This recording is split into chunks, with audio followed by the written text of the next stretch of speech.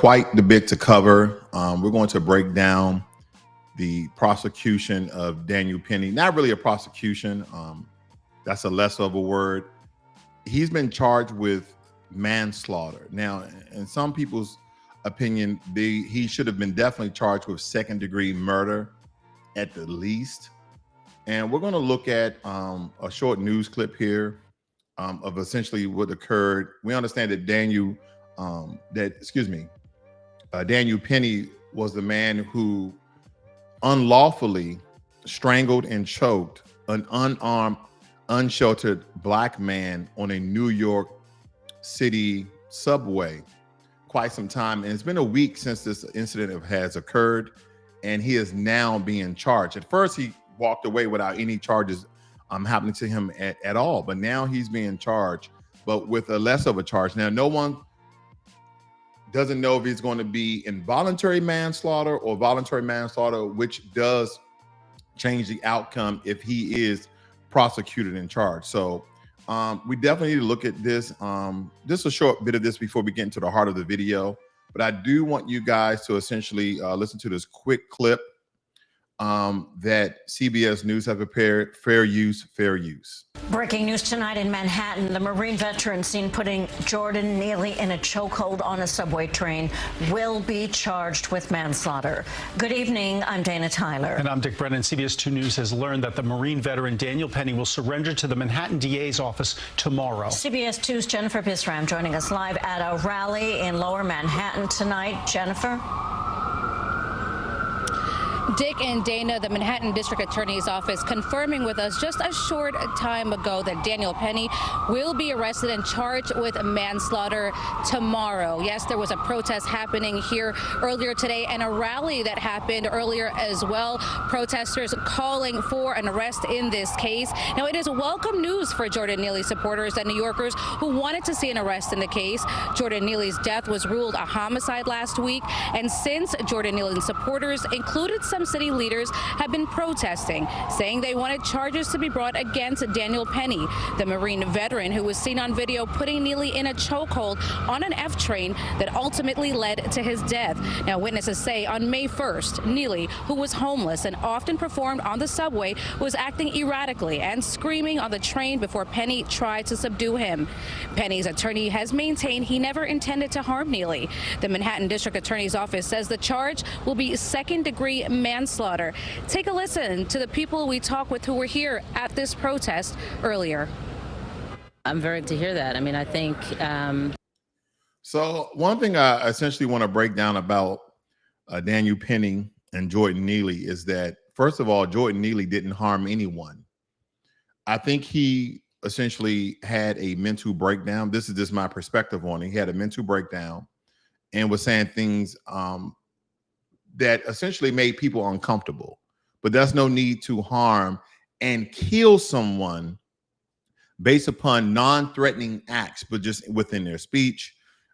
Everyone could notice that he was essentially unsheltered, he was homeless, and that he might have been going through a mental health crisis. And this is kind of some of the problems that Black people are constantly under when we are experiencing a health crisis, mostly mental, as we call particular police departments out to render solutions to the situation because we're not equipped with that particular family member to handle those difficult situations. What end up happening is that more times than not, those Black people are being harmed and sometimes even killed. Now we have what they're stating that he is a former U.S. Marine or Marine veteran that was in between deployments. I don't know what that essentially means. That's kind of like someone stating they're in between jobs. That means they're unemployed, but nonetheless, he has been trained. I'm former military personnel, and I understand what the chokehold can do.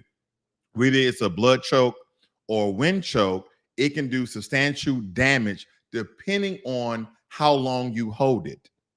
So evidently, he held it past a threshold in which Jordan Neely's body couldn't uphold that amount of pressure or the lack of oxygen that his body was actually deprived of. So these are very important nuances of the story that's not being told that we must analyze and break down to understand the full situation.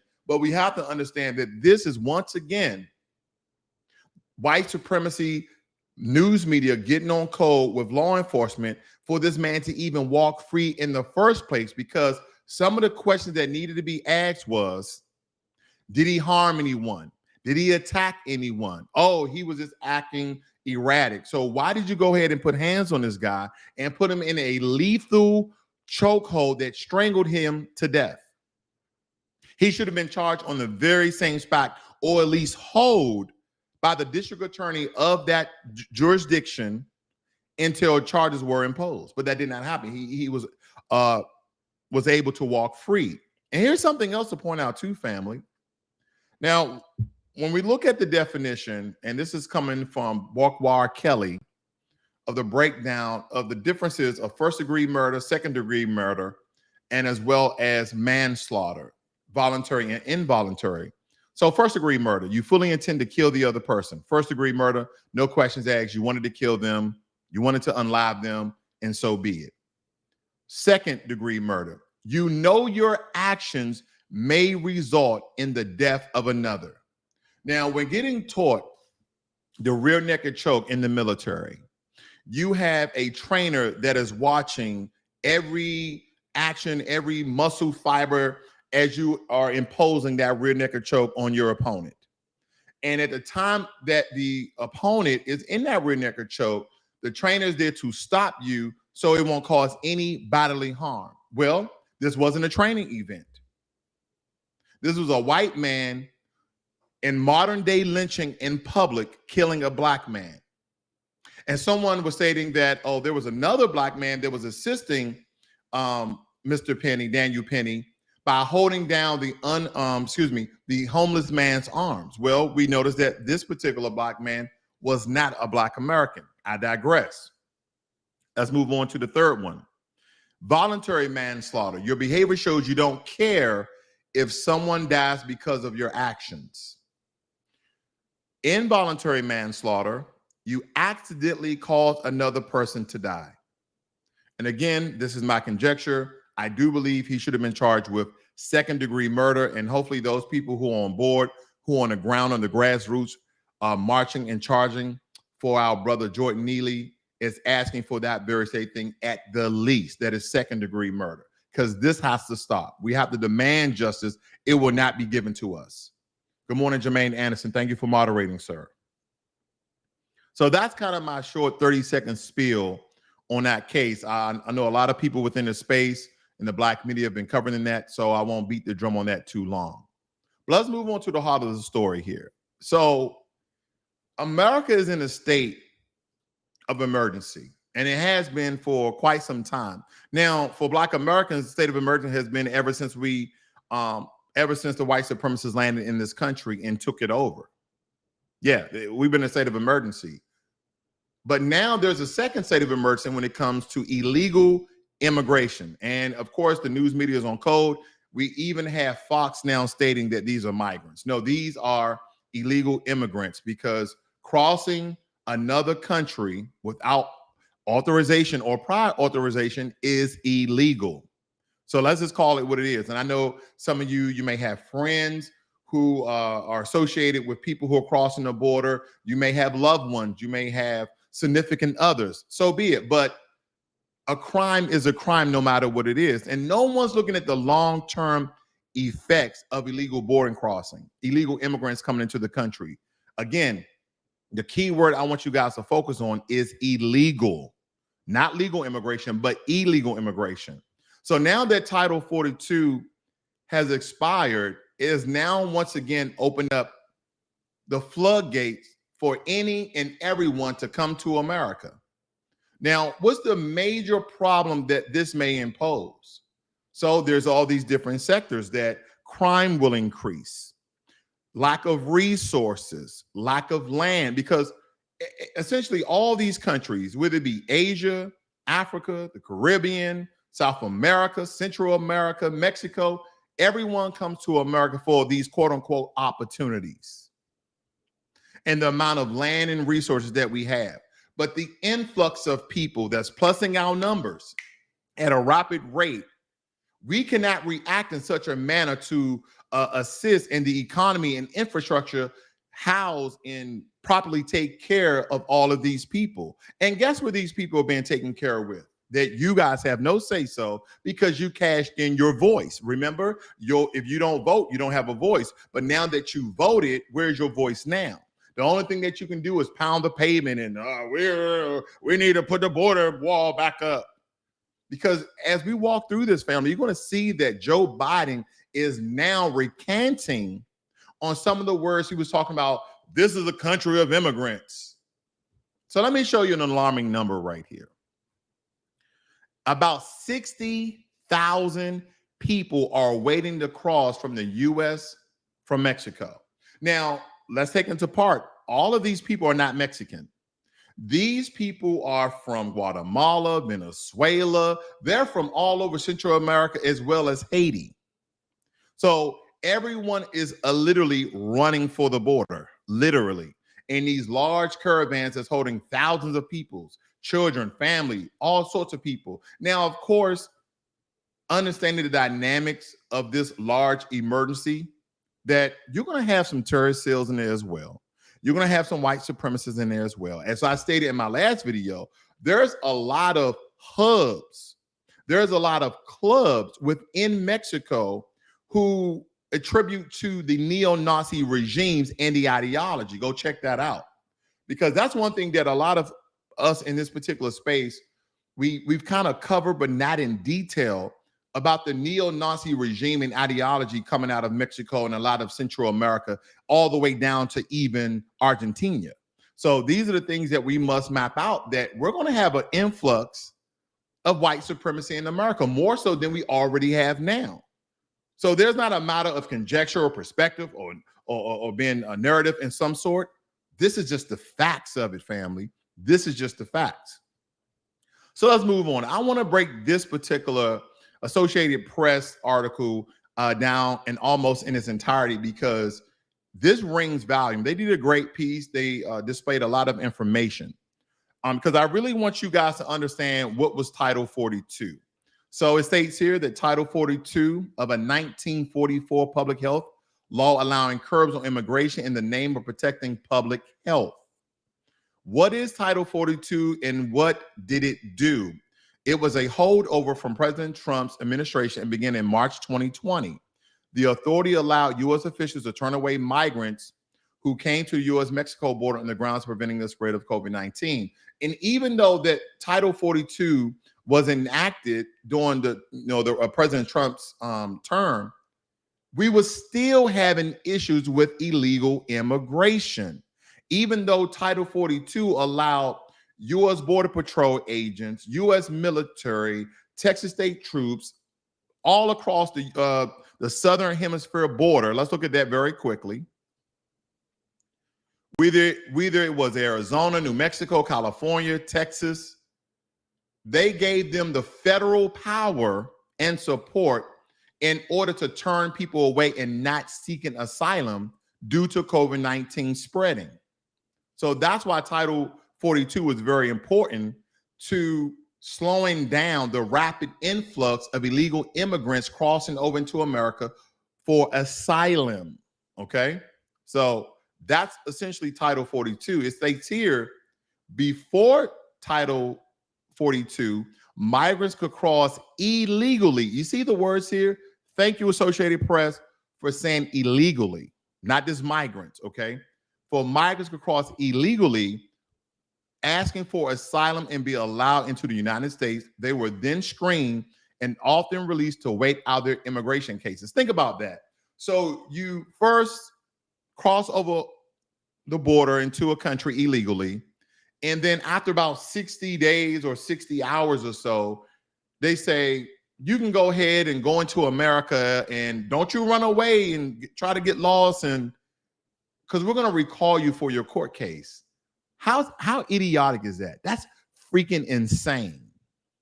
Someone has crossed into your country illegally, then you capture them. You say, well, we're trying to seek asylum from fear of harm and death from within our country. And then they're going to do a court case and ask them all sorts of questions. You know, why are you in fear for your life? Why did you leave Guatemala? Why did you leave Mexico? So on and so forth, right? And they're going to come up with whatever truth or false statements in order to stay in America. And then America decides and the judge hits the gavel and then they either stay or they go back home. But this how it was before Title 42, that they would just be allowed to enter the U.S. until they were called back into their immigration case. Think about that. So that's why we have we have over 1 million illegal immigrants in America. From the last time I checked, we have over a million illegal immigrants in America. This thing, 1 million people run around the country illegally. Now, some of you may not think that's a problem, but again, I advise you to go look at my last video, and this is not an attack against Mexicans or no sort, because this is all the way from Mexico down to South America of the different terrorist cells within Latin America that are part of the neo-Nazi ideology, and they have formed coalitions and groups and have members, and they're hiding Hitler all over the place. Okay, so this is much bigger than the spectrum which we're focusing on now, because this is tenfold for Black folk.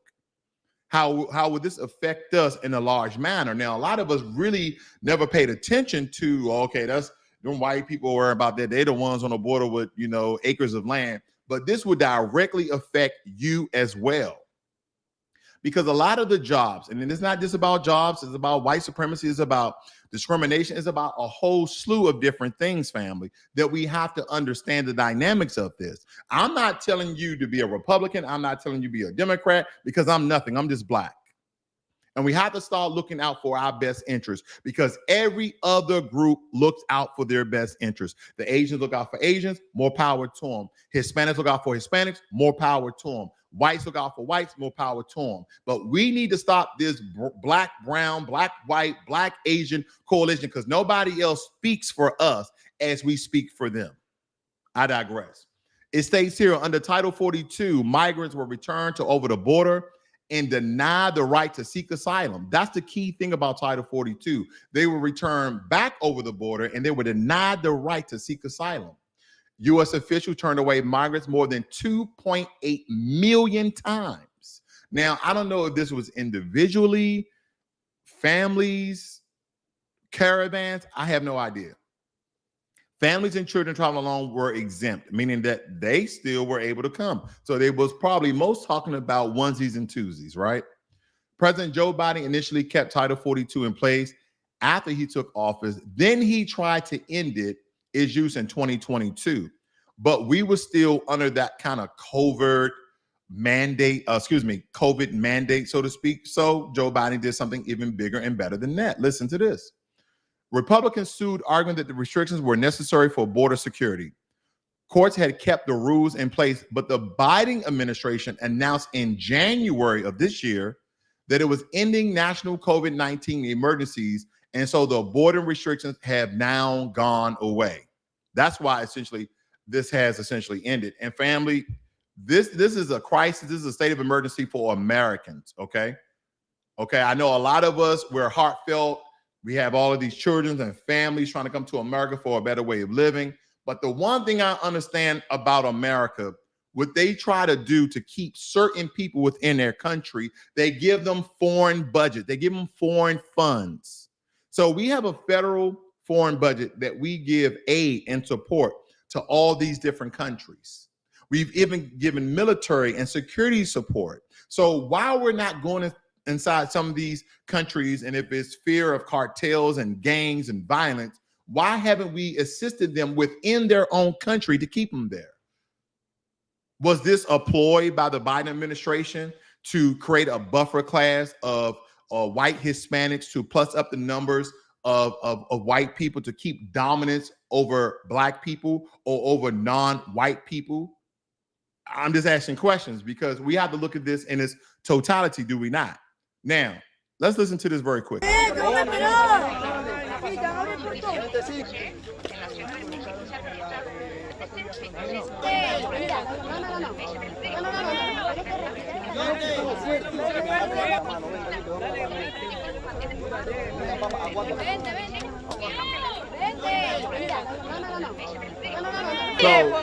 what we're seeing here, family, is people crossing the border illegally and trying to get into America. Okay, trying to get into America. Now, a lot of us, unfortunately, a lot of us was against the wall because we were making excuses, we was making reasons, we were talking about the federal budget, the national debt ceiling. We were saying, well, if we create this large border, that the border from Mexico to America, then people who are trying to cross the border, they would just dig tunnels. Well, family, here's my thing, right? If you're in a sinking boat and you have a bucket and you can keep doushing out the water from the bucket, and someone say, hey, listen, stop. We just need to stop, taking the bucket and douching water out. And somebody said, no, we're going to sink. We're going to eventually sink. And you're like, well, we're going to eventually sink anyway if we stop douching out the water bucket. What's the point I'm trying to make here, family? We can at least slow the bleeding, and that's what's very important. Let me move on. I don't want to lose you guys, because this story is very, very important for us to understand in its totality. It states here that the Biden administration has put into place a series of new policies cracking down on illegal crossings. Really, Biden?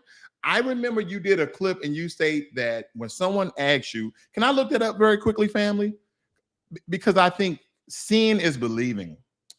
I wish I had this prepared for you guys.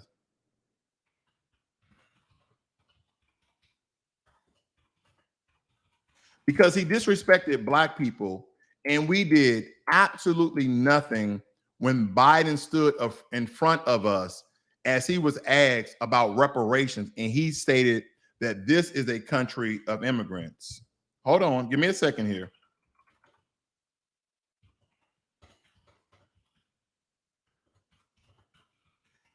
Give me 1 second here, family. I got to find this for you. I have to find this for you. I'm really trying to find this. Let me see if I can. This is very hard to find. It was a clip that I used to save and play a lot. So of course they probably took it off the internet. Anytime we expose these people, they love to delete the videos off these platforms. Let me see. Let me try one more time, family. We're gonna continue on.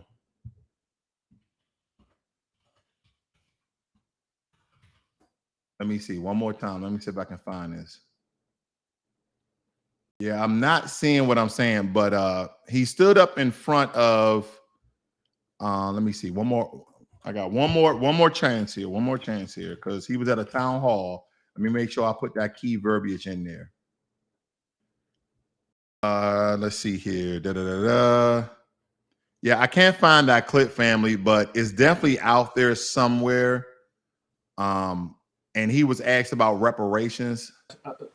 Mr. Biden, let me we're see. at 16.9, almost 17% Black unemployment. Latino unemployment is at 17.6. This is not the clip. Last statistics of the Labor Department. Let's do a hypothetical and say that you are elected, you get people of color's unemployment down to single digits. Okay. I want to take from the argument here, family, because that wasn't a clip. But he stood in front of town hall and he was asked about reparation, and Biden stating that he didn't say nothing about reparation. He said this is a country of immigrants and we should get used to it. So that let open the floodgates, because now they have the president of the United States, the most powerful country militarily in the world, stating that this is a country of immigrants. So guess what immigrants are going to do? They're going to keep coming. Illegally, legally, doesn't matter. And as you see here, family, before Title 42, they could just cross illegally, be captured, and say, I seek asylum. That's all they had to say. And now they can stay within the country, and then they will be released in the United States of America until their court hearings. And guess what, family? If you're really just coming to America for better opportunity, meaning you're not fearing persecution or fear of your life and your other, guess where you're not going back to? You're not going back to court, because now you're within the system.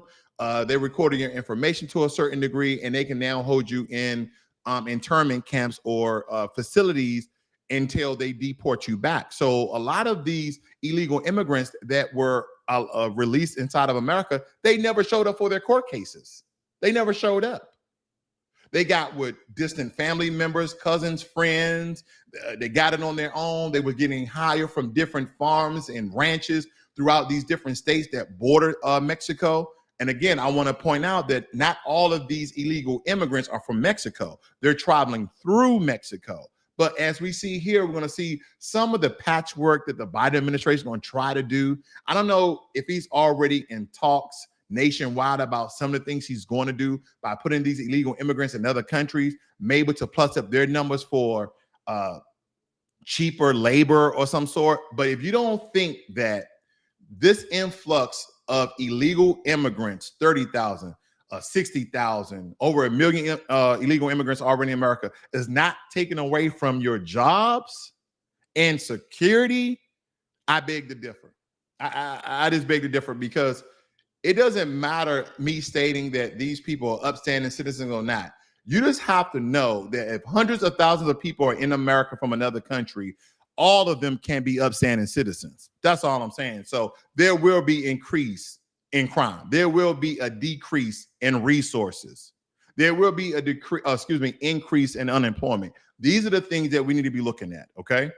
It states here, the administration says it's trying to stop people from paying smuggling operations to make a dangerous and often deadly journey. I want you to pay attention to that, because it's one of those things that Biden is stating because he don't want to contradict himself about this being a country of immigrants and allowing a lot of these immigrants inside the country illegally. So he said, you know what? We're going to start cracking down on illegal crossings. Well, why are you doing that, President Biden? You are president of immigrants, correct? Well, we're trying to stop people from paying smuggling operators because they're making a dangerous and often deadly journey. Oh, okay. So you're worried about them trying to make their way to America in a dangerous way, in a dangerous journey? What are you talking about? Now there will be strict consequences.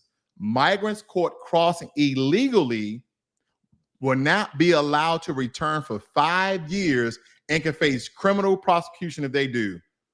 Really? So you mean to tell me prior to this, President Biden, that illegal immigrants can cross into America, illegal cross into America, which is a federal crime, that they will then seek asylum and be released into America? And now you're contradicting yourself, saying, you know what? There's going to be strict consequences. They will not be allowed to return for 5 years, and they could face criminal prosecution. What? You're now imposing the laws that America had in the first place? We're the most powerful country in the world. We're the most policed country in the world. We have more law enforcement agent per capita than any other country in the world. And now you want to impose these strict consequences of people entering the country illegally? Wow. That's your president. I guess it's mine too, but I didn't vote for him. I can tell you that. And I didn't vote for the other guy. It states here, people from all over the world travel to the U.S.-Mexican border to seek asylum. And that is what I was referring to earlier, not just Mexicans, because this is not, I'm not anti-Mexican, I'm not anti-Guatemala, I'm not anti-Haitian. I'm just stating I am pro-legal immigration. That's it. Because these people are from all over the world. They are screened to determine whether they have a credible fear of persecution in their homeland. Their case then goes to the immigration court system to determine if they can stay in the U.S. But that process can take years. Usually, listen to this, they are released into the United States to wait out their cases. They're just released. They just released into the United States. Go beyond and be fruitful. The Biden administration has now turned away anyone seeking asylum who didn't first seek protection in a country they traveled through. Well, I can definitely tell you that none of those people from different countries other than Mexico did not try to seek asylum in Mexico. I can definitely tell you that. This is a version, wait a minute, of a Trump administration policy. Okay, I'm confused, Biden. You said you was 100% different than Trump. You told black people, if you don't vote for me, then you ain't black. But now I'm hearing some of the same rhetoric, some of the same policies you're going to impose that Trump tried to. Oh, so you are trying to stop the boat from sinking. I guess that backfired, didn't it? So I wonder if people are now going to get on board with building a wall. Now, some people really just thought that the wall was idiotic. Oh, the wall is going to cost billions of dollars. Well, what about the billions of dollars that we sent to Ukraine damn near every month? $1 billion here, $1 billion there, $1 billion everywhere. We're just sending billions of dollars to Ukraine. Not even our war. You mean to tell me we have all these European countries over there and no one is sending Ukraine money except for the U.S.? Yeah. There were some other countries that surrounding them send like $100,000. Yeah, we got $100,000 on it. But America going to send you $1 billion, so don't you worry about that. But we have our own problems. But we won't build a border wall, but we have illegal immigrants. What? And we still are owed reparations. You get how that all really doesn't make any sense? America debt ceiling is $32-33 trillion. We need to raise the debt limit to pay our own bills to our own damn self. We can't give foundational Black Americans reparations because of X, Y, and Z. And I don't want to pay your reparations, but we can give money to Ukraine, but we don't have enough money to build a wall. What the fuck is going on? That's the system of white supremacy taking both sides of the argument and both sides of the situation. But it states here that this is a version of Trump's administration policy that was overturned by the courts. Advocacy groups sued to block the new rule minutes before it took effect. 30,000 people, focus on these numbers, family.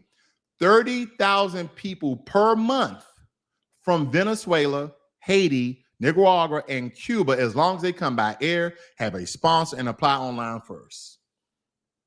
So they put some stipulations in place, weak stipulations.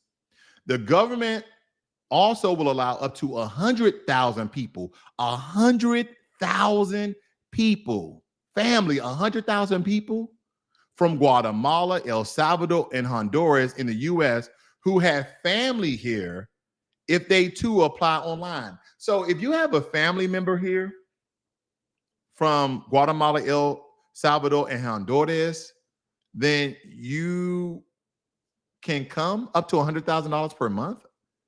Border officials will otherwise deport people, including turning 30,000 per month from Venezuela, Haiti, Nicaragua, and Cuba, who've been sent back to the border to Mexico. Interesting.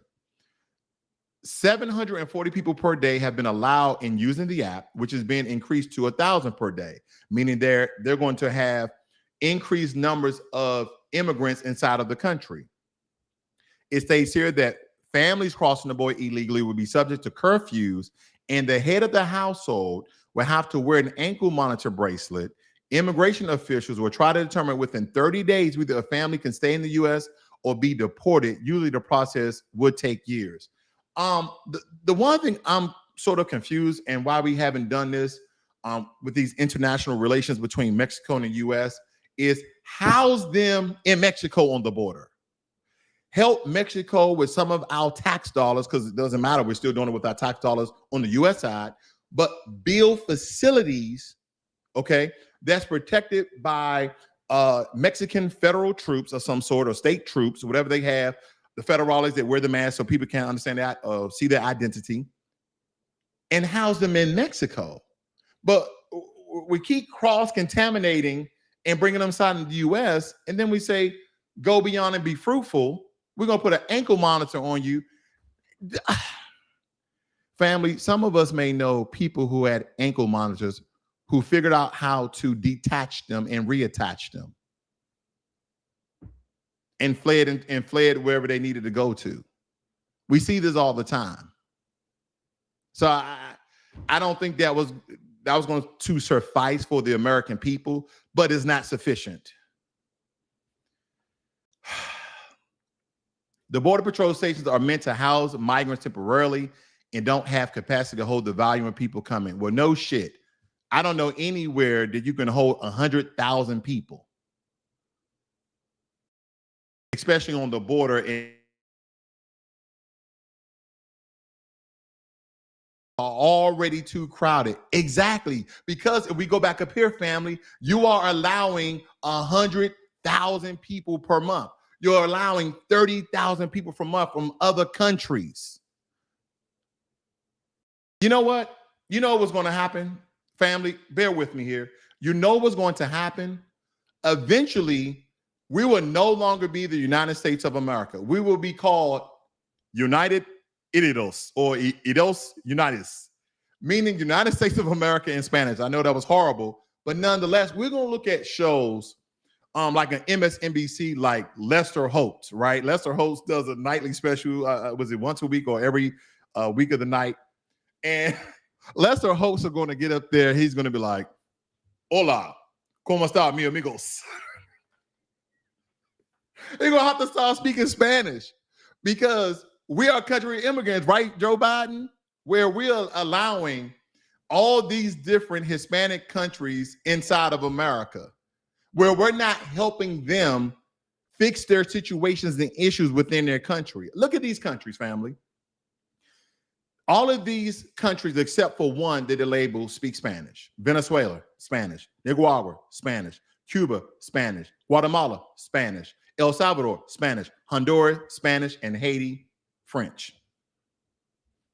So we might as well, listen, I live in Texas. I'm about 500 miles from the border, but there's a large population of immigrants where I live at. I started speaking, I had to start learning Spanish because you go to the car wash and you're like, "Hey, don't use that product." And they're like, "Oh," you're like, habla inglés? Oh, no, habla español. They're asking me, habla español, poquito español. Oh, so I'm speaking chopped up Spanish and they speaking chopped up English.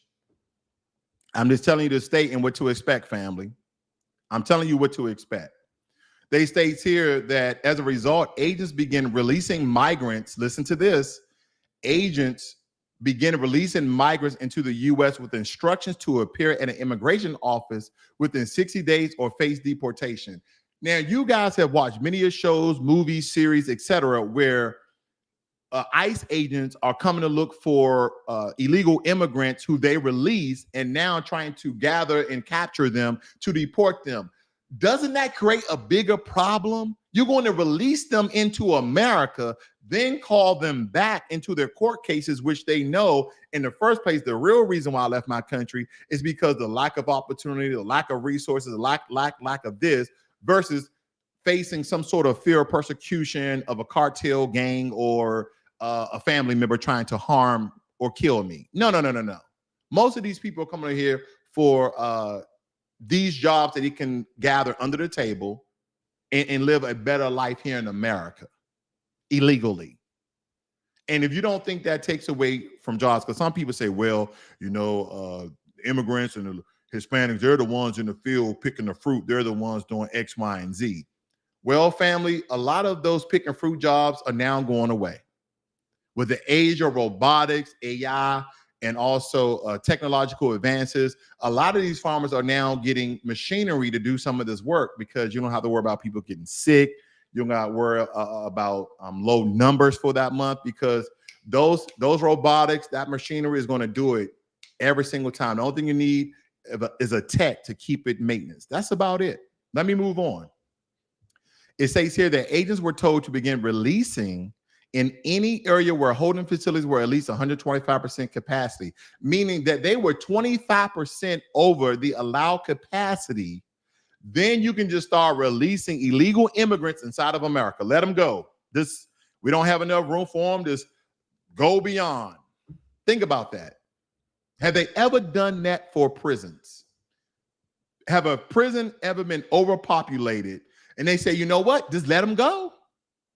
Somebody say, well, those are criminals. And wait a minute. If these people crossed over into America illegally, does that make them criminals? Well, you can't say families who are trying to avoid persecution and fear and death in their own country criminals. Yeah, someone can have a family and commit a crime. Yeah, you can. A whole family commit a crime. Am I stating that these people are criminals? I'm just saying their act of crossing the border illegally is a criminal act. It's illegal in America, and they know this. Again, I'm not anti-immigration. I'm pro-legal immigration. Let's just keep that a buck. Let's keep that in the forefront of your mind. So people don't think he's anti-immigrants. Not at all. There are also, we're told to start releasing if 7,000 migrants were taken into custody across the entire border in one day. So you have this large border family stretching from California to Texas. 4 states in all that these illegal immigrants can cross into. And they're stating if more than 7,000 come across the entire border, which does, because we're talking about 30,000 migrants a day is coming at the border in these large caravans, then the rest of them can go. So we do an average number of 30,000, then we're looking at what? 23,000 could be released inside of America per day. Let's look at the live news here. This year, so this is live right here on WION. We are on one of the news that I watch regularly because they kind of, in my opinion, it's not as biased as some other news agencies here. And there's this live going on right now of all of these people are at the border or across the border all over the place. And they've been showing this for the past hour or so. And as you can state here, it says heavy influx of migrants at U.S. border after Title 42 expired. So it's very, very busy. It's very, very busy. It's just all sorts of people all across the border, all across the streets, any and everywhere. They just on the street, land across here, land across there. This is a state of a nationwide emergency. And let me tell you, I don't agree with a lot with Donald Trump, didn't vote for the guy, didn't support the guy. But one thing I did agree on, you can watch some of my old videos, was border security. Was definitely border security. So we have all these people, they're showing these different clips here and there.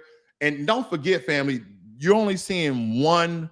Some people are, oh, that's not that many people. But don't forget, this stretches across 4 states. I just want to point that out to you. Let me go back here. Okay.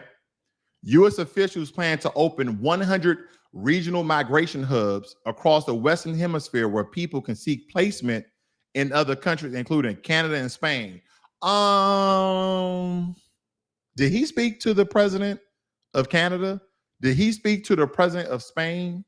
Like, hey, listen, we have an illegal immigration problem where we're having like 100,000 people at the border of America. You know what? This is a large contradiction, family. Let me tell you why. Remember how Biden was speaking out against Governor Abbott and Governor Ron DeSantis or DeSatan? I always forget how to pronounce the guy's name. Let's just go for the sake of words, because I'm not really that good with words. Let's just call him Ron DeSatan, the governor of Florida. But nonetheless, remember Joe Biden was speaking out against the governor of Florida and the governor of Texas, transporting the illegal immigrants to Chicago, New York, DC, all of these black large cities. And again, that's why I say the system of white supremacy takes both sides of the arguments, because they're taking illegal immigrants and putting them where a vast majority of black people. And now you hear the black Chicagoans, they're like, hey, you're housing these people in our neighborhoods in schools that we asked for funding, but now we got funding for the illegal immigrants. And we're like, well, you didn't know that you was a sanctuary city? No. Not a sanctuary city for homeless black folk. No. Not a sanctuary city for low impoverished black folk. No. A sanctuary city for people who have illegally crossed over into America that can now find refuge and be supported by your tax dollars, whether it be state or property tax. They're using your money. And that's why mayors like Lori Lightfoot is no longer going to be the mayor of Chicago. We have to think about this in totality, family, how this directly affects you, how this directly affects America. So if you guys are not familiar, okay, with these sanctuary cities, well, let me help you. Here are the states, and you're not going to see Texas, and you're not going to see Florida. You're not going to see Arizona. Okay. So first, let's do this. We have 4 states, as I stated before. We got California, Arizona, New Mexico, and Texas. The 4 bordering states from Mexico to America, right? And out of those 4, only 1 is listed on the states that have sanctuary cities, and that is New Mexico, right? California, Colorado, Connecticut, Illinois, Massachusetts, New Jersey, New Mexico, New York, Oregon, Vermont, and Washington. Okay. Now, I'm not going to read all of these names, but I want you to look at some of the cities and counties that are sanctuary to house these people in. That's why anytime you go to California, I've been a couple of times, but only been to LA once. There is a large population of Hispanics. Not a problem. I'm not stating, I'm saying things and I don't want my words to be twisted. I'm not saying that's a problem, but I'm just kind of giving you the baseline effect of this immigration or non-immigration policies that America does not have. Colorado, look at all the counties, not just cities, because take, for instance, certain counties have 4 or 5 cities within the county. So the entire county is open for sanctuary, right? Connecticut, East Haven and Hartford, my hometown, DC, Georgia, look at all the counties there, only 3 of them. Iowa, I really haven't heard Governor Abbott or Governor DeSantis sending anyone to Iowa, which majority of the population is white. But DC, we used to be, the Black Mecca, okay? Chocolate City, when DC population was 70% Black, now it's about 35 to 40% Black, but still have a large enclave of Black folk. And they have sent people there to Washington, DC. They have sent people to Atlanta. They have sent people to Oakland and different parts of California. Let's move on. Let's see here. You got Illinois. We already stated that Chicago is a sanctuary city. They sent thousands of illegal immigrants there. Louisiana, New Orleans, Maine, Massachusetts. Remember they shipped them up to, was it Northampton? And those people had a problem. Like, wait a minute, we are a sanctuary city? Where are all these illegal immigrants coming from? They're just getting off the bus with no direction. Yeah, that was your Governor Abbott and Governor Ron DeSantis. Yeah. You got Maryland, B-More. Remember they were dropping them off in B-More? See, in a lot of these counties and or cities have a large, predominantly Black population. So they're killing 2 birds with 1 stone. They are getting these illegal immigrants out of their state, then 2, undermining these Black cities and counties. So like I told you before, white supremacy, they work so visibly and benign that you have to understand the total dynamics of what they're doing, right? Michigan, Minnesota, wait a minute, Mississippi, Jackson. Isn't Jackson, quote unquote, a Black city? Interesting here, huh? Nebraska. I haven't heard of any illegal immigrants being shipped to Nebraska, right? And again, a lot of these immigrants are coming from these tropical, beautiful places like Mexico, Guatemala, Honduras. Now, believe it or not, the impoverished state that they're in has nothing to do with the beautification of their country. These countries are absolutely gorgeous, family, and they're coming from warm climates. So they're not shipping them to Nebraska, but you're shipping them to New York. New York is in Chicago, the windy, frozen city. But you're not shipping them to Nebraska. I wonder why. Is it just too white there? Newark has a large population of Black people. Do you understand what I'm getting at? Because a lot of these counties and cities and states have sanctuary cities, but when we look at the demographics of the places where they're sending these illegal immigrants at, there's a large enclave, a large demographics of Black Americans there. Then you just have to ask your question: why? Why haven't nobody been sent to Nebraska? Interesting. Nevada, New York, North Carolina. Like, have you heard Yeah. See, Ohio, Oklahoma. I haven't heard anybody really going to Oklahoma County. Oregon. Now, look how many counties in Oregon that they have for sanctuary. But have you heard of anyone or any entity, federal or state, sending large influxes, large populations of illegal immigrants to these quote unquote sanctuary counties within Oregon? Because we understand that Oregon is a predominantly white state. So you get what I'm getting. Look, goddamn, that's the entire state of Oregon. They say, you know what, Oregon is a sanctuary state and every county within it. This, if I'm not mistaken, family, because Oregon is not that big, this is the entire state of Oregon. Look at all of these counties in Oregon. Holy crap. Okay. Pennsylvania. Look at Pennsylvania. Philadelphia. You know what I don't see on here? And maybe Pittsburgh fall within one of these counties. Rhode Island, Providence, Tennessee, Shelby County. I haven't heard anyone going to Tennessee. Don't forget, Tennessee is the birthplace of the KKK. So maybe that, Virginia, Vermont, Washington State, almost the entire state of Washington. And believe it or not, Washington State does have a large population of Hispanics there, okay? So I just wanted you to understand the demographics and understanding how white supremacy kind of throws a rock and hide their hand, and then throw the rock from the other side and hide their hand, but they're throwing rocks at each other. It really doesn't make any sense, okay? So asylum, let's break down asylum very quickly. The protection granted by a nation to someone who has left their native country as a political refugee, an institution offering shelter and support to people who are mentally ill. So as a political refugee, so you mean to tell me that these people here are in fear of persecution for political reasons? Is that what you're saying? Because now, if I'm the BRICS, right? You guys are familiar with the term BRICS, right? Brazil, Russia, India, China, as well as South Africa.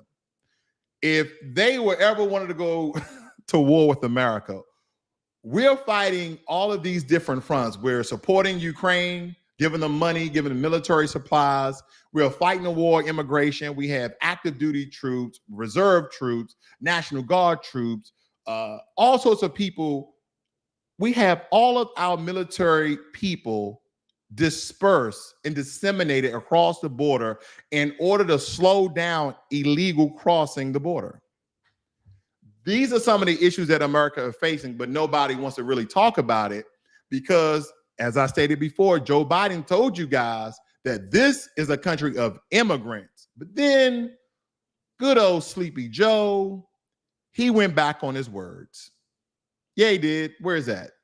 He went back on his word. Give me a second, family. I need to find this for you because he told them that, listen, the Biden administration is now turning away anyone seeking asylum who didn't first seek protection in a country they traveled to. Do you think people from Guatemala, Venezuela, Cuba stopped off in Mexico, say, hey, we're trying to seek asylum? They're like, no, this country is just as bad as the country I left. We want to go to America. We want to go to the big Walmart, 24 hours. We want to go to the big Walmart. We want to go where we can get jobs and support our families illegally. And see, a lot of times, a lot of people, we're so heartfelt. We feel for these families, these children, because we're human. But we have to understand how this will put a great toll on the American way of living. That's the one thing that we don't want to really think about, right? Because it hasn't hit home for you yet. Yeah. You're like, oh, you know what? I'm just doing fine. I'm over here in South Dakota. South Dakota is the one state that hasn't had a mass shooting. I'm good here in South Dakota. Or better yet, I'm good here in Missouri. I don't need to worry about illegal immigrants. Yes, you do. Yes, you do. Once these illegal immigrants, let me help you guys out. Once these illegal immigrants cross the border, they go everywhere. They go to every state except for probably Montana, Wyoming, Idaho, Dakota, and South Dakota, and Nebraska. But when we split America in half, and we look at the 30-36 parallel line, they mostly go East Coast, where they're mostly widely accepted. But because of the the area in which they are, they stay in Texas, Louisiana, New Mexico, Arizona, California, Mississippi, Alabama, Georgia, and Florida. Because if you're in Cuba, you're most likely going to go straight to Miami. You're going to go straight to Miami. If you're in Cuba, you're going to go straight to Miami. Now, I don't understand why they don't go to Puerto Rico, which is a U.S. territory, right? It's right here, but they come to America like, no, we're not going to a territory. We're going right to the homeland. And I want you to look at this map, family, because it's going to paint the picture for you. These people are coming from Venezuela. They're not going into Colombia. Now, there are a lot of Venezuelans in Colombia. Don't get me wrong. But just like any other country where an influx of people migrate illegally into that country started to really increase their border security. They have to. They're having major issues with other people from other countries like Ecuador and Venezuela, all trying to run to the border to Colombia. So then they have to cross illegally or take boats from Venezuela to go over to Nicaragua, to get to Guatemala, to get to Mexico, to get to America.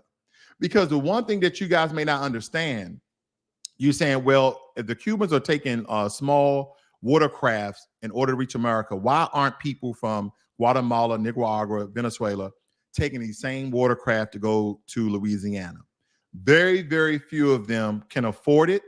Very, very few of them could withstand the weather within the Gulf of Mexico. Now, the Gulf of Mexico, what people don't understand, they have horrible weather. They have all sorts of high tidal waves, very, very erratic, unpredictable weather in the Gulf of Mexico. So the safest way to travel is through what? Through the rainforest and the jungles in Nicaragua and Guatemala and through Mexico, because they don't just have, the ships in order to do this and be undetected if they would go through the Gulf of Mexico. Because you would think, why Cuba, if they're getting stopped in Florida, why won't they just head to Alabama or Louisiana? And I say to you, very, very few of them are actually doing that, because this is the biggest problem. Now that Joe Biden has contradicted himself, are you now and again going to vote for good old Sleepy Joe? Because as I stated before, Joe Biden told black people, if you don't vote for me, you ain't black. And then when he won the presidency, he said that black folk had his back and he's going to have ours. How's that been working out for us, family? If you don't vote, you don't have a voice. Now that you voted, you really don't have a voice, because now your representatives are now representing you by allowing Title 42 to expire, let alone no new immigration policies. And they would tell you, well, these immigrants are now fulfilling jobs that American citizens don't want. Yes, they do want them. Because here's the thing. The reason why they're playing this game with you is because we understand that big business are in bed with politicians. So if I had a fruit farm, let's say I had 60 acres, I'm growing, I don't know, mangoes or whatever, and I need 150 people to work on my mango farm. If I hire one of you guys, I have to pay you at least $15 an hour. If I hire them, I only have to pay them $3 an hour, $2.50 an hour. And that's why we used to see a lot of Hispanic people, not just from Mexico. I want to get that out of your mind. A lot of these people from everywhere. We see a lot of Hispanic people 5 and 10 to a Toyota Corolla. That's because they're getting paid below minimum wage, because they are illegal. You don't have to pay them legal wages, right? Because those are imposed by the state. So I don't have to pay you minimum wage. I can pay you way under minimum wage. They're paying them prison wages, $1, $2, $3 an hour. Where if you was a citizen, now I have to go by the law and actually pay you the $12 to $15 an hour. Well, Why would I do that? And I have 30,000 illegal immigrants that I can house and put them in these facilities where they can sleep right here on my ranch, right here on my farm, and pay them $3 an hour. They just need enough to eat and probably buy some clothing. Think about that. And they're working what? 12, 14 hours a day. And a lot of us are not thinking about the bigger picture. You're saying, well, these are jobs that Americans don't want. Yeah, Americans would want them if they paid reasonable wages, like the state minimum, right? Let's just go with $12 an hour. If you was getting paid $12 an hour to go pick fruit, and you had PTO days, vacation days, sick days, so on and so forth, then there would be more Americans in these jobs. Because guess what you will have to have? You're in the bleeding sun all day. They will have to provide sunscreen and hats. They will have to give you the gear in order to work that job. You get what I'm trying to say? When I was an operations manager at Amazon, you know what had to occur, family? They had to give us gloves. They had to give the workers gloves to pack the boxes. They had to give you the tape, the surrogate, the boxes, the product. You got everything you need. The only thing that Amazon needed was a warm body. So a lot of these fruit farms and these ranchers across the border that hire these illegal immigrants encourages illegal immigrants to continue to come and run for the border.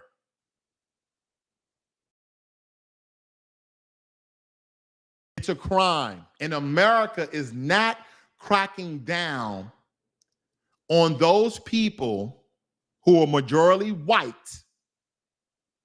hiring illegal immigrants. That's encouraging other illegal immigrants to run for the border. Who's the real criminal? The people who are trying to come for resources, benefits, and a better way of life, or the people who are employing the illegal immigrants? Who is more at fault?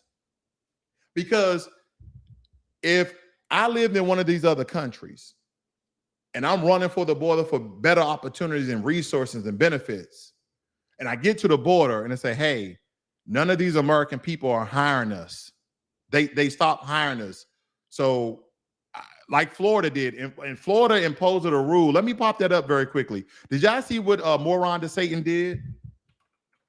Did y'all see what Moron DeSatan did? He put in some verification process. Let me see. Let me pop this up for you guys very, very quickly here. Very, very quickly. Here it is. Ron DeSantis signs immigration crackdown as Biden prepares to end Title 42, right? The move comes a day before Biden administration plans to end a pandemic-era immigration policy that could lead to a large increase of migrants at the southern border. Now, this dude, in my opinion, is a total idiot, but that doesn't mean that a clock can't be right twice a day, right? That means in some instance, I do understand and agree of what he's doing, right? It states here that Ron DeSantis signed a sweeping immigration overhaul bill Wednesday, a move that comes weeks ahead of a anticipated run for president and just a day before President Joe Biden administration planned to end Title 42. DeSantis has long used immigration to attack Biden, with whom he has openly spurred for nearly 2 years as his national ambitions. So here we go. Some provisions in the Florida bill 1718 banning local governments from issuing identification cards for people who can't prove citizenship status. Look at that. Look at that. He went totally against these other states, which makes sense. We're not going to give you an identification card because you're not a citizen. Makes sense to me. Makes sense to me. So Moron DeSatan did something. Someone gave him a spark, because I absolutely agree with that one bullet. Let me move on. Requiring hospitals that accept Medicaid to include a question on intake forms about the patient citizenship status. Wait a minute. Is this SB Bill 1718 pro-American? So far, so good. Banning undocumented law school grads from being admitted to the Florida bar. You know what? He getting real close for me to take off my hat to Ron DeSantis, which is really hard for me to say. It's really hard for me to say because Republicans and Democrats alike are anti-black. Okay. And I'm not saying it's inclusive to everyone. So, but he's stating that, okay, you're in a country illegally, you're undocumented. How the hell can you be a lawyer in Florida? Now, family, wait for Texas, because Texas and Florida, they kind of, hey, you know, this is what I'm doing. You know what? I'm gonna do something similar to that. That's a good idea. Wait for Texas. Let me move on. Increasing penalties for human trafficking related offenses. That's about illegal border crossing. That's about the coyotes and smugglers smuggling people across the border. That's what that's about. Human trafficking. Human trafficking. That's all that is. Coyotes taking people back and forth across the border. Smugglers taking people and other paraphernalia, you know, across the border. That's what human trafficking is related to that. Beefing up on the required use of E-Verify, a federal database employers can use to check a worker's employment eligibility. So what is he doing now? They showed a clip of a workplace, a work construction site in Florida, of this massive construction site in Florida where they had to halt operations because they say, hey, this SB Bill 1718 came into place, and now we have to verify every employee we have here today. Now, they showed a picture of all these employees looking puzzled and paralyzed, like, what do we do? What's going on? Some of them speaking in Spanish, some not understanding what's going on. Because what Ron DeSantis knows that a lot of you here are illegal. And these construction jobs, yeah, we understand. You guys are skilled, or you became skilled in America. Let me get to this point here. There are a lot of illegal immigrants in this country who comes to this country with no skills and no trade.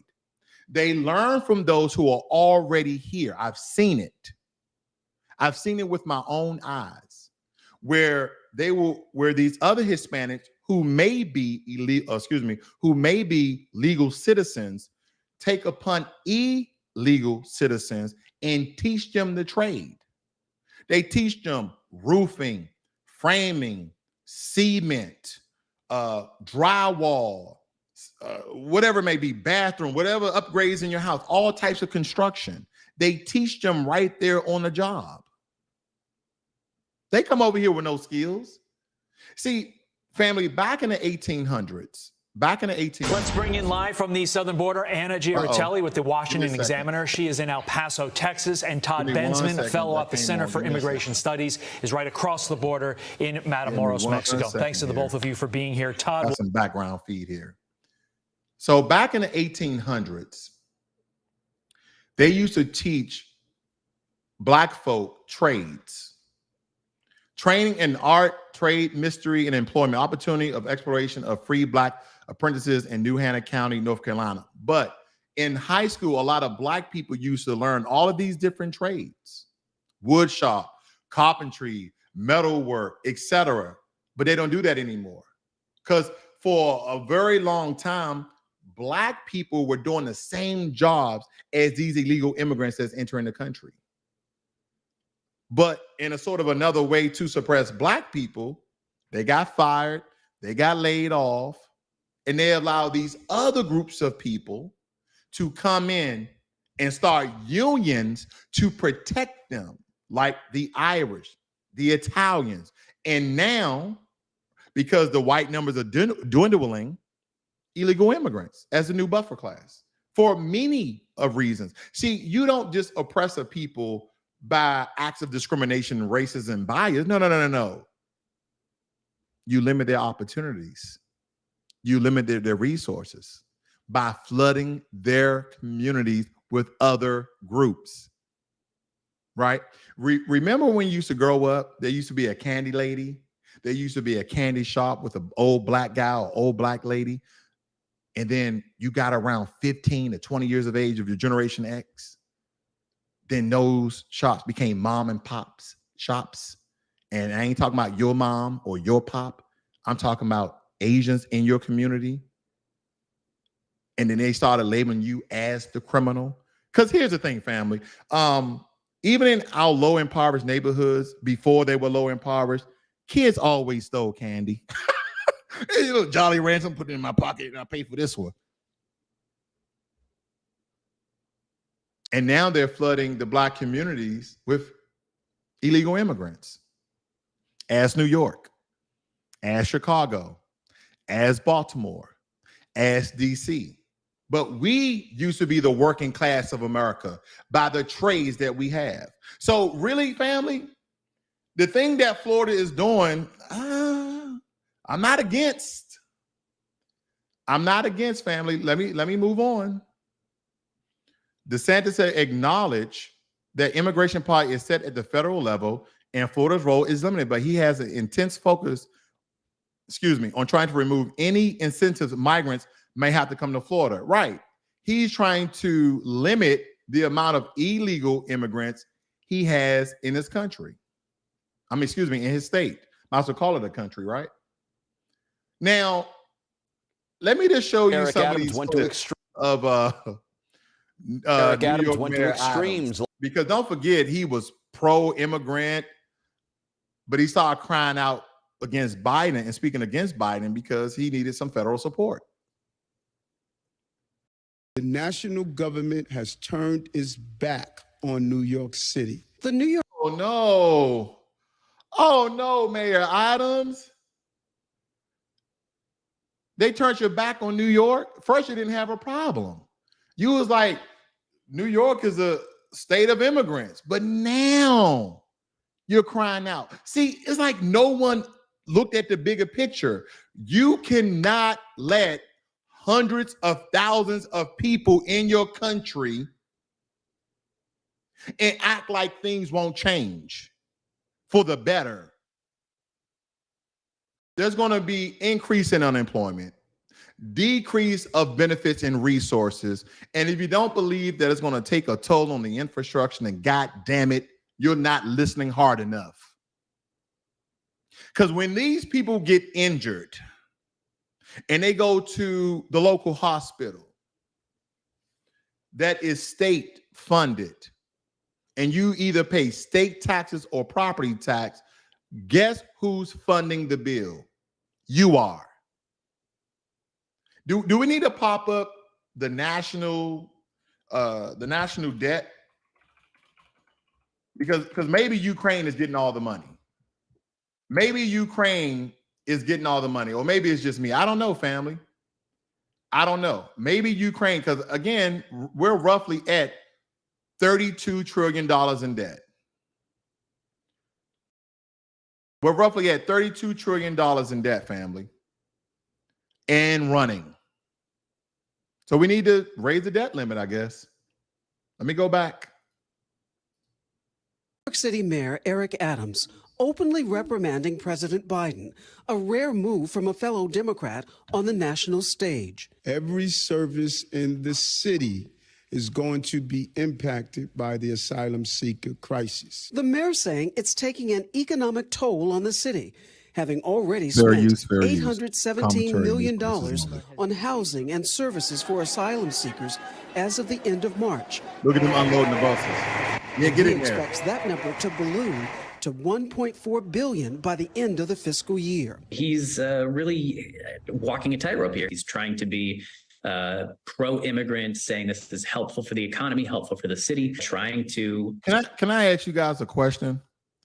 So if the American government has allowed illegal immigrants inside the country, and they've been busing these illegal immigrants by hook or by crook, by the way of Florida or Texas, doesn't matter how they get there, but they got there. And these Black mayors don't have the federal support that they need in order to take care of these people. But we have billions and billions and billions of dollars in military equipment to send over to Ukraine to support them in their crisis. Then who's at fault for that bill? Again, I don't have the answers for everything. I got some questions, though. slow migration into New York City. Adams urging the Biden administration for emergency paths, with 200 migrants arriving daily, according to the city's estimates. Y'all see that? Y'all see them people? Daily. Look at these people. Come on, internet, hurry up. Hurry up, internet. Here we go. With 200 migrants arriving daily, according to the city's estimates. Adams fears that when Title 42, the Trump-era policy limiting immigration due to COVID, ends next month, the number of immigrants will only accelerate, putting too much strain on the city's budget. This is in the lap of the President of the United States. The President of the United States can give us the ability to allow people to work. At the heart of the matter is the number of migrants who rely on New York City services since they cannot legally work. Mayor Adams presented 3 ways the federal government could grant work authorizations to migrants, expanding eligibility. Let me tell you why this is important too, family, because on one hand, Mayor Adams is calling out Joe Biden, the lack of support. Then the other hand, he's coddling immigrants. Look at this right here. Eric Adams went to extremes last night to promote the administration's new tent city for Of course, YouTube migrants. is now going to... He spent the night under the enclosure at the Brooklyn Cruise Terminal. He slept on a cot. The mayor played video games as well last night, laced up his sneakers this morning. Adams pointed out he picked the coldest night. Symbolism, family. On one hand, you're crying out against the Joe Biden administration, the same Democratic Party that helped you get to be the mayor, and you tell him, I need these funds and support, but then you want to go coddle illegal immigrants and sleep with them and play video games. This is all about showmanship at this point. He is already working on his next term to be New York City mayor. Because at the end of the day, this is a huge damn problem in a city, in a state, especially New York City, is already overpopulated. Now, America, let's talk about America in its whole. Bill Gates will come out and say that America is overpopulated. That's a damn lie, Bill Gates. I've driven across America a couple times in my life, and I've driven across hundreds of thousands of acres of land with nobody in sight, or maybe a little house on the prairie. The problem with America and other, countries, I'm pretty sure they have some of the same problems, is that majority of people galvanize and live in group around major cities. You either live in a major city, you live in a suburbs of the major city, or you live in the rural areas of the major city, meaning that you're probably about 30 minutes away. Okay? You live anywhere from an hour to 10 minutes from a major city.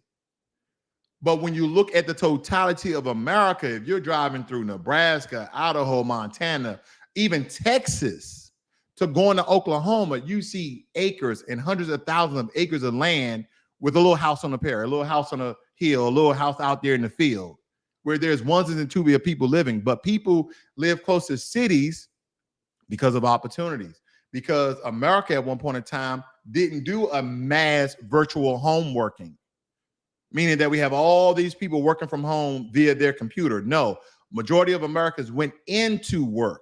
And those people who are out there farming and ranching of the different products that they were essentially galvanizing to get together and put into grocery stores and shops, they had all the land. So majority of people gather around major cities.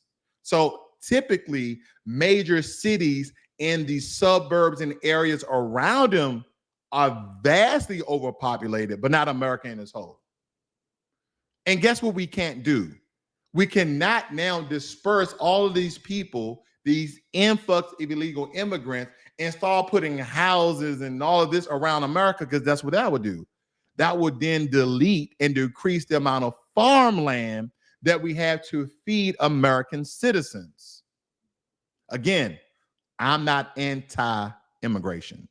I'm pro-legal immigration. Very important.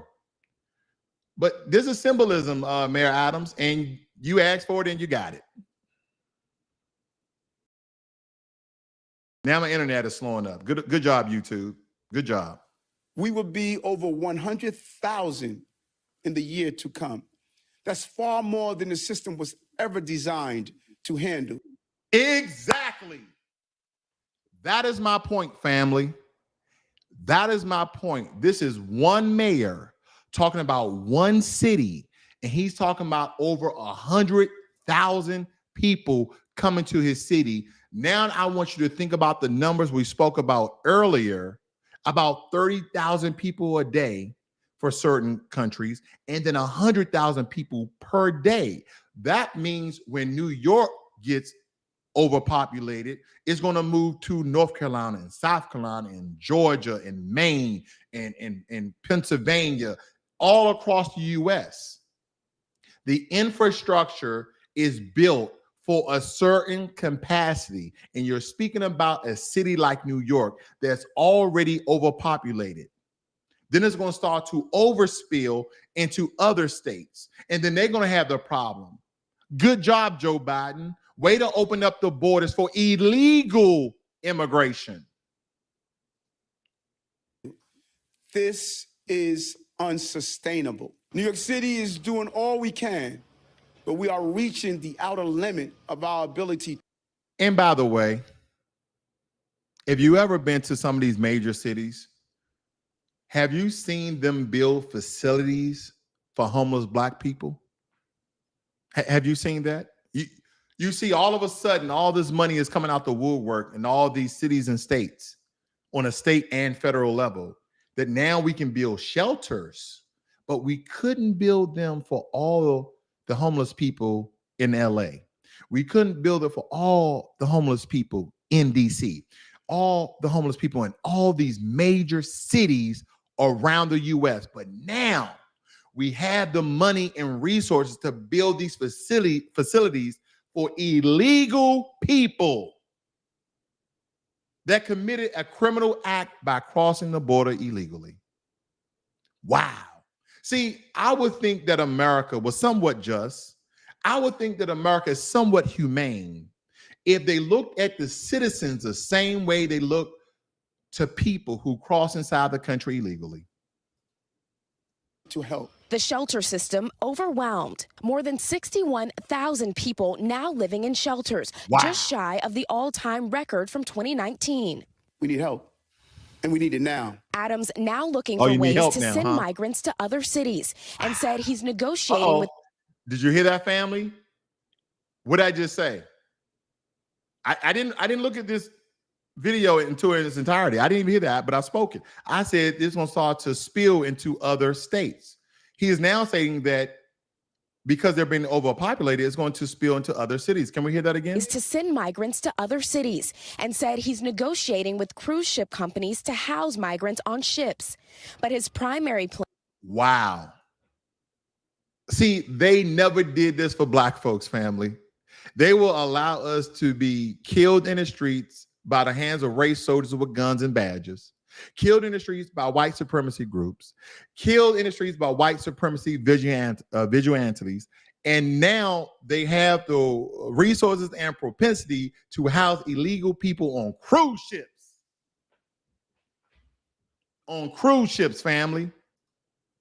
Plan is to build a tent camp on Randall's Island, just off the coast of Manhattan. Critics slamming these housing plans. The city should be ensuring that rather than opening up, tents, which might be susceptible to extreme weather, or cruise ships, which we know throughout the pandemic have been hotbeds of COVID spread, they should really be focusing on things like hotels and purpose-built shelters in order to make sure that people are connected with safe accommodations. The migrant crisis in New York City, orchestrated by Texas Governor. So house them in hotels.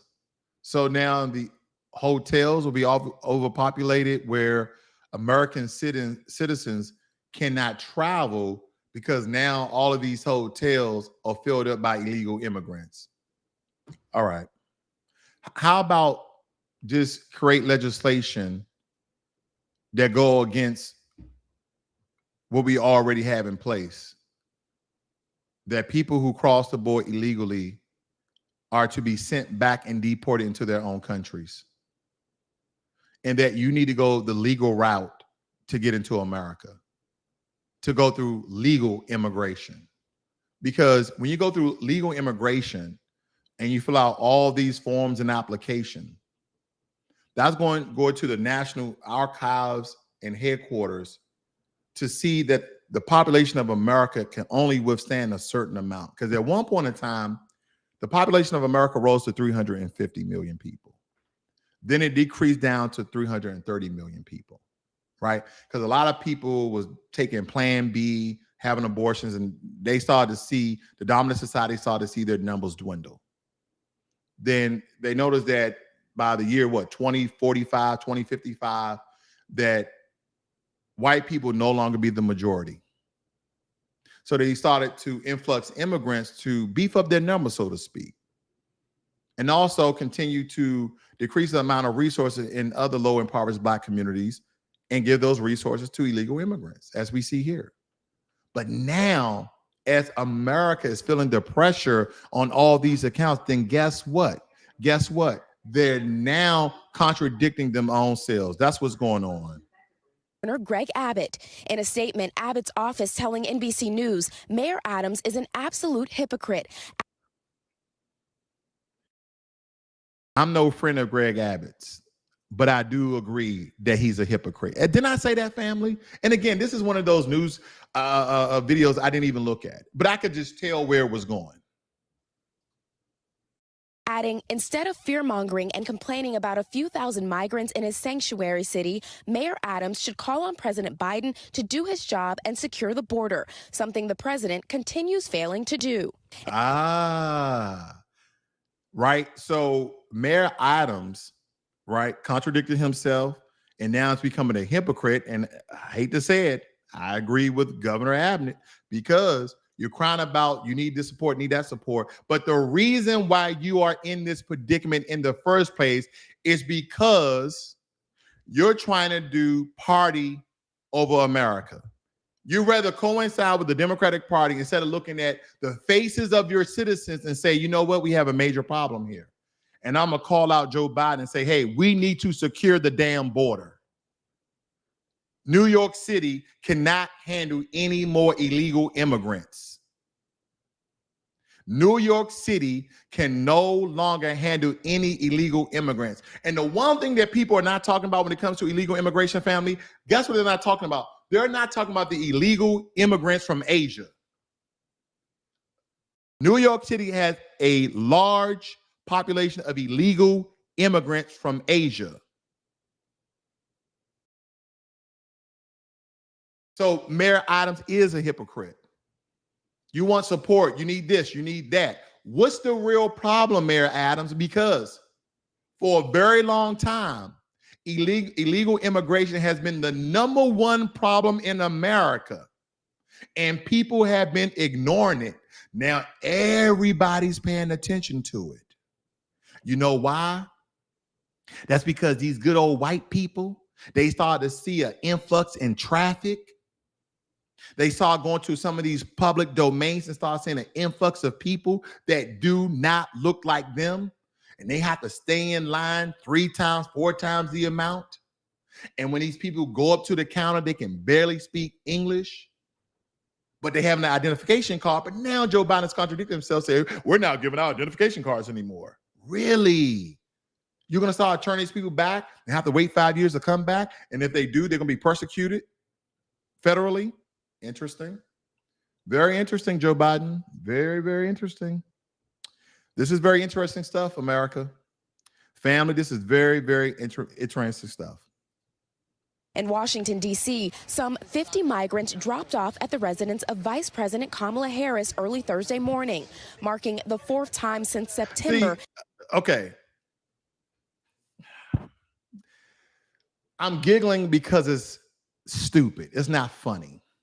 Because these are people's lives that these political pundits are toying with. So I'm not laughing at the people who are going through this. I'm laughing at this political chaos that no one is pointing to the root of the problem and stating, you know what the problem is? Illegal immigration, securing the border. That's the real problem here. Because no one is stating, we don't want none of these people in our country. All these people are rapists and terrorists. No. No one, well, except for Donald Trump, he said it. But no one else is saying that within the space. You know what they're stating?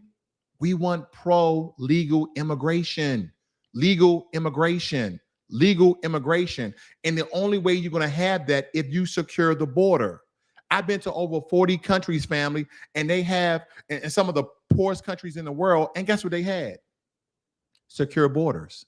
Or they had natural borders that was almost impossible for you to cross inside the country. Some of these borders, you have to hike up 14,000 feet in elevation across a snow-capped mountain, then come down in fear of avalanches, crevices, fall into cracks. Guess what? If you make it, you deserve it. Only the strong survive. Didn't Darwin coming out with that? Only the strong will survive. Those people, if we had the same natural borders that was difficult to traverse and come into, you might hear a different statement from me. Like, you know what? 10 of them came over here. Unfortunately, 100 of them died because it's very difficult to cross those borders. But I guess those 10 were the strongest. But we don't have that. We have very flat borders. We have little small rivers that separate Mexico from border in certain spots. So they can just walk across in the water or take a little rowboat or whatever, or walk across. So we need border security. We need the wall to be finished. Again, I'm not anti-immigration. I'm legal. I'm pro-legal immigration. That Texas has left asylum seekers at her doorstep. Why is he not speaking in English? Just pointed out a question.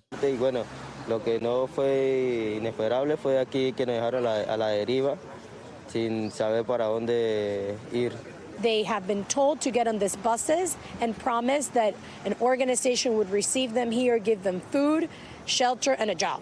These just the latest families. Wow. So they was told to get on these buses, and family, they don't have a choice. They don't have a choice. You're inside of a country illegally where armed people are demanding you to get on the bus. And they say, you know what? When you get to your destination, there's going to be an organization that's going to give you shelter, food, and a job. Again, I have to look at a very large population of homeless Black people, and I guarantee no organization said, we're going to house all of you guys and get you back on your feet. We're going to give you shelter, food, and a job. As a matter of fact, not only that, we're going to teach you a trade so you can never become homeless again. We're going to teach you plumbing because we don't see robotics or AI taking off plumbing in the next 10 or so years. We're going to teach you to underwater weld. There's certain robotics out there, but not those very intricate and vivid pieces of welding that they can do underwater just yet. We're going to teach you guys oil rigging. We're going to teach you guys all sorts of things so you can stay on your feet by these trades. We don't have time to take you guys to 4 years of school, but we do have anywhere from 6 months to a year to teach you a trade, get you a job, and put you on your feet. You know why? Because the governor of Florida is cracking down on E-Verify, meaning that these illegal immigrants within the country are going to be without jobs. So it behooves the American government to go and get these homeless Black people and do the same thing you were going to do for the illegals, give them shelter, give them food, and give them a job. But before you give them a job, how about you take them to a trade course so they can do the job properly? How about that? Since we're just giving away shit. We're giving away resources, we're giving away benefits, we're giving away jobs, we're giving away money. How about you give it to the citizens of America first before you give it to non-citizens? Because guess what? Some of these people have families, mothers and fathers and children and sons and daughters, just as well these people who are illegally in the country. I'm not anti-immigration. I'm pro-legal immigration. Caught in the middle of a political battle, pinning border Republican states against northern Democratic territories. A critical point coming last month, with Florida Governor Ron DeSantis chartering a flight full of migrants to the wealthy, heavily Democratic enclave of Martha's Vineyard. A political play from border states causing... See, now, this is when white people started to wake up. Moron to Satan did something unprecedented. He took a flight of illegal immigrants and he didn't send them to Baltimore. He didn't send them to LA. He didn't send them to DC. He didn't send them to Chicago, Pittsburgh. He didn't send them there. He sent them to the wealthy Martha's Vineyards. And them white people, when those immigrants got off the bus, they say, why in the hell are you guys here? Well, you guys are a sanctuary city. We're waiting for the organizations to give us food, shelter, and a job. Chaos up north. And while this emergency declaration could speed up the creation of those shelters, officials here tell us it could be weeks until the tents on Randall's Island are up and running. And until then, busloads of migrants are continuing to arrive here. Family, that's it for today. We did a really good breakdown of this. I see I got Jermaine Anderson, Jay the Informant. Let's see here. Jay the Informant said, I would love to see Fox News ratings since Tucker left. Yeah, he had a large following. I mean, anytime you're anti-black, you're going to have a large following in America. 1,500 troops were sent for what? Secure the border. He also states Cadillac converter theft is up in all cities where illegal immigration is pumping housing, Dallas, LA, and so on.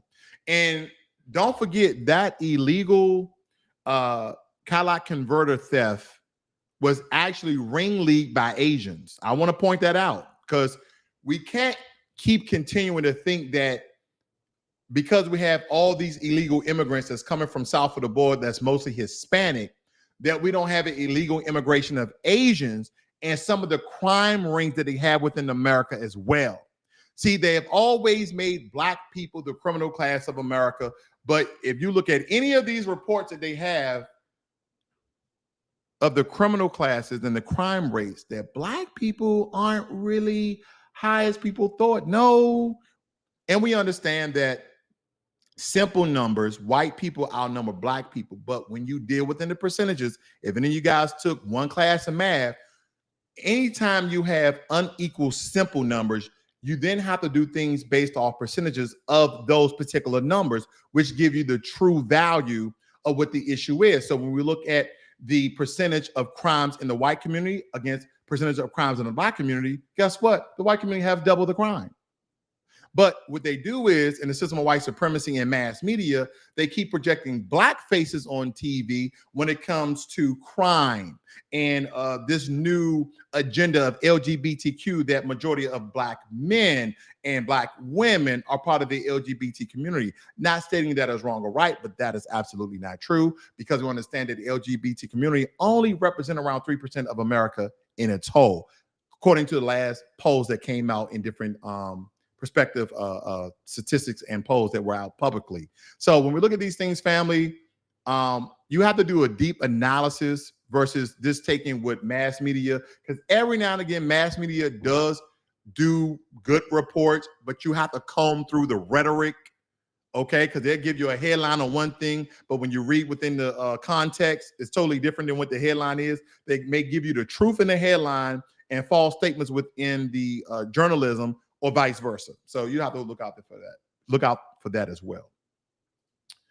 Jay the Informant, I'm sure it's more than 1 million. Absolutely. It's more than 1 million. It's 1 million plus when we're talking about illegal immigrants within America. Family, that's my time for this morning. You guys have a great and prosperous day. And the next time you guys vote, I want you to think about this. I want you thinking about Joe Biden disrespecting black folk time and time again by giving Asians an anti-hate crime bill that black Americans should have got decades ago, but he gave it to them. The money that he's pumped into the Asian and Hispanic communities, not hating on them, but we deserved it a long time ago. We didn't get that from him, but he publicly acclaimed Black people had his back and he has our back. And I want to ask you guys this question. When has Joe Biden had Black people's back? Was it helping with the homelessness problem within the Black community? Has it been helped with gentrification? Has it helped with redlining? Has it helped in the system of white supremacy and these race soldiers with badges killing us with impunity and immunity? Has it helped? Absolutely not. And the number one question I have for you guys, because we understand we're not receiving justice, have we received one iota of reparations? Absolutely not. It's not that something that we deserve. People like to say, oh, we deserve reparation. We don't deserve a damn thing. We are owed reparation. Deserve and owe are two different things. We need to understand the different dynamics within those words and etymology of words when you state those things. Black Americans, we don't deserve anything. We are owed reparations, cash payments, land, and justice. So when it comes to that, family, you have a great and wonderful day. I'm out.